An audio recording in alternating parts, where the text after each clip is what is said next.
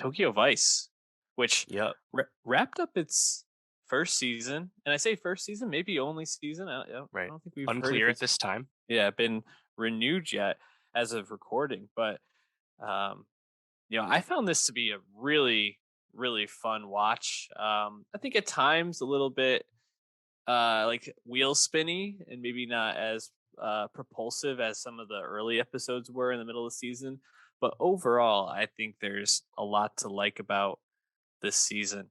When we talked about it in the first few episodes that dropped back on April 7th, Michael Mann directs the first one. I think the first episode's probably Yep. my favorite of the season, but throughout, I think the whole vibe of the show is really well executed by all the directors and the writers. Elgore's great. Ken Watanabe's great. Yeah, and I also have to say I really like the guy who plays Sato. I think he's really good this Yeah. season. But Sho Kasamatsu.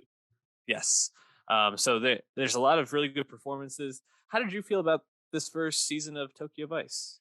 Yeah, so I enjoyed the show, and I think, and I'm happy I enjoyed the show because the show does fall off a little bit from a really strong and engaging start. Part of that, of course, is just Michael Mann's doing it. And his visual style still more or less holds true throughout the whole series, which is great. I'm really glad that he was able to kind of establish the series, even though he wasn't going to direct the whole thing, but he was still an EP of the whole thing. And the issue, though, is like you said, the plot gets a little, I don't want to say convoluted because it's actually not that convoluted. I think it's almost smaller in scale than you're initially led to believe because there's some threads that are introduced early on that are kind of dropped or ignored. The suicides and some ancillary characters. It's kind of left where it is. That being said, though, I still really enjoy the show because the acting's strong and the world building is just really impressive. And crime story set among the world of the Yakuza. I mean, yeah, it's great. Like, sign me up. Yeah, And all the exterior shots look awesome. Just like being in Shinjuku, Japan is great. And watching Tokyo Vice while I'm also watching Pachinko, I think is very instructive because they're coming at two different times, distinct times for Japan, modern day Japan specifically, at the start and end of that lost decades period after the Japanese economy collapsed. So Tokyo Vice, we're kind of in the resurgence of Japan as Pachinko. We're about to go into the downfall, right? Like it was really cool to see these two worlds portrayed at the same time because I'm watching both series. Um, but I mean, even though the plot isn't um, super engaging, I don't know. Like I feel like we kind of get set in our ways kind of early with Jake, with Sato, with Katagiri. Like that's still okay because I enjoy all the performances. Elgort did not get in the way with this. I think he did a really good job. Thoughts about Elgort aside, like I think he did a good job, and um, I still enjoyed my time with the show, even though it probably left me a little wanting in the plot perspective by the end. yeah, and I was kind of surprised to see where the show ended up for this season, especially without a second season definitely coming. I felt like Yeah, there was a lot not told and a lot of lack of resolution. And it was funny because when we were going to record today, I watched this past I think Thursday or Friday, and I was like, "Man, when is this last episode dropping? Because there's got to be another one, right? There's got to be more tough. conclusion to this." Yeah, it kind of left me in a tough spot.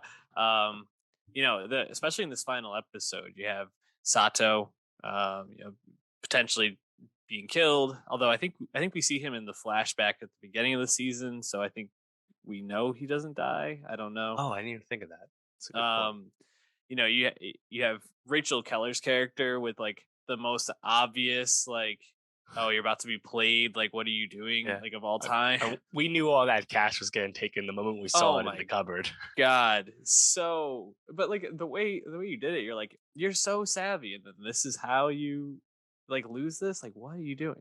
Um, Yeah, and then you also have Elgort just kind of on the out and out. It felt like the end of Empire Strikes Back. Yeah. Watanabe's looking over his back, but it's the first season. Like, Right. these like good guys don't get any wins here. I don't Yeah. know. Yeah. I mean, Ishida still there. Mhm. Tozawa, uh, still. Tozawa still actually stronger than ever. You know, it's like you're very much like it's a period, but not the end of the story.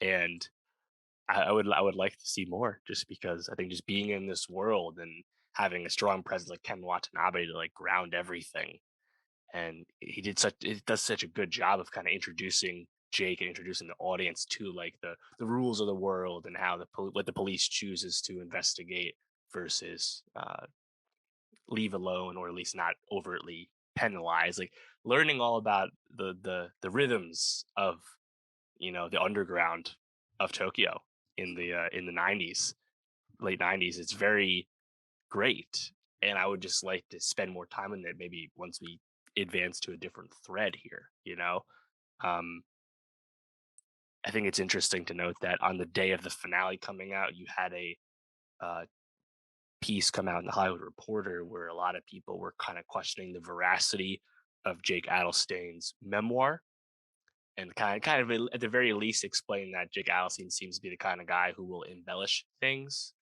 At the same time, though, I don't think that really should affect the show at all, because the show is taking plenty of liberties because it's a show. It's going to fictionalize things. So I really actually don't care too much about that. I really hope that they give this more room to go, because I think the Sato character was a really rewarding one to be with, probably the best character of the series.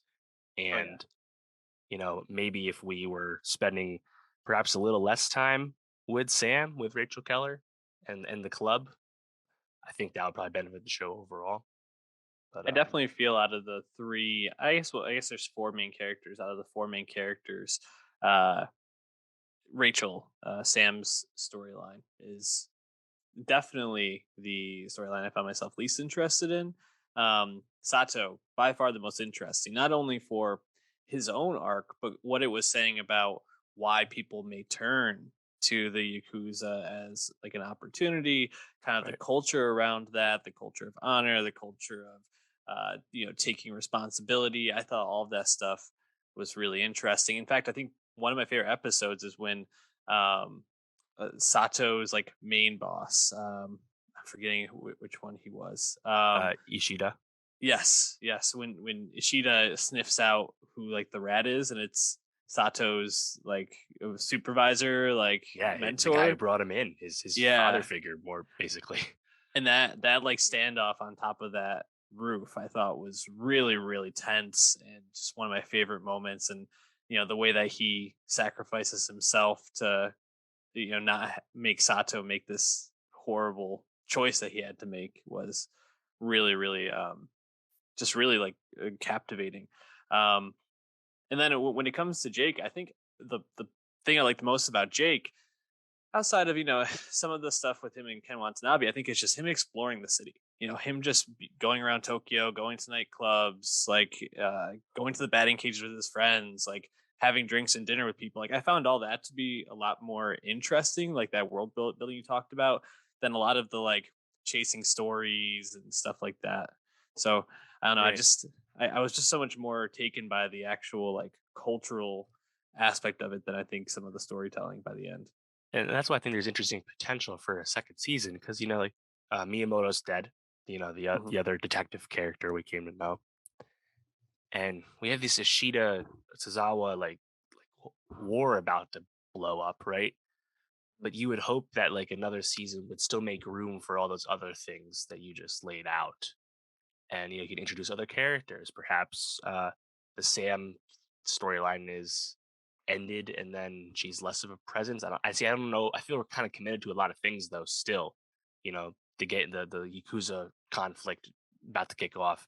Sam at her lowest point, like I feel like we're kind of committed to a lot of things. So that if they do make a second season, it probably won't go as far away from this first season as we perhaps wanted to.